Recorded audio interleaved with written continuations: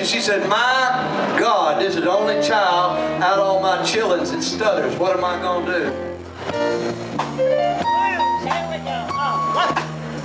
And the little boy heard her, and it hurt his little feeling real bad. So he packed up all of his things, and he started heading down the road. He didn't quit till he got to the end of the road. And at the end of the road was a place called Charlie's Rolling Mill. The little boy walked up to a man that was working in his rose bushes, and he tapped him on the shoulder. He said, "Mama, mama, mama," trying to ask the man his name. The man stooped up and said, "What do you want, little boy?" The little boy said, "Mama, mama, mama," trying to tell him he wanted a job. The man looked at him, he said, "Little boy, you too little to work. I ain't got nothing for you to work." And he went back working in his rose bushes. The little boy was just standing there. He said, "Mama," trying to ask him for a job. The man stooped up and said, "Okay, all right. Little boy, I'll tell you what I'm going to do.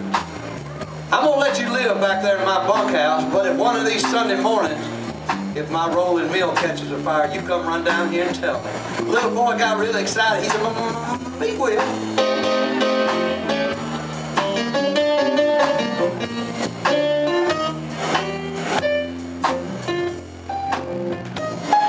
I hate to report that one morning, Mr. Charlie's rolling mill did catch a fire.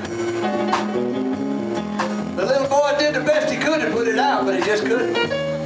So he ran fast at his little legs to carry him down there where Mr. Charlie was working in his rose bush. He went down there and he tapped on Mr. Charlie. Mr. Charlie stooped up and said, "Here you is again, boy. Didn't I tell you I got work to do?"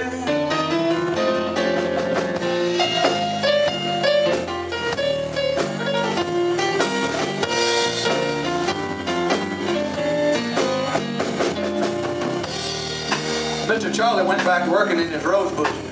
And he had remembered that he had told the little boy that if something did happen, to come run down there and tell him.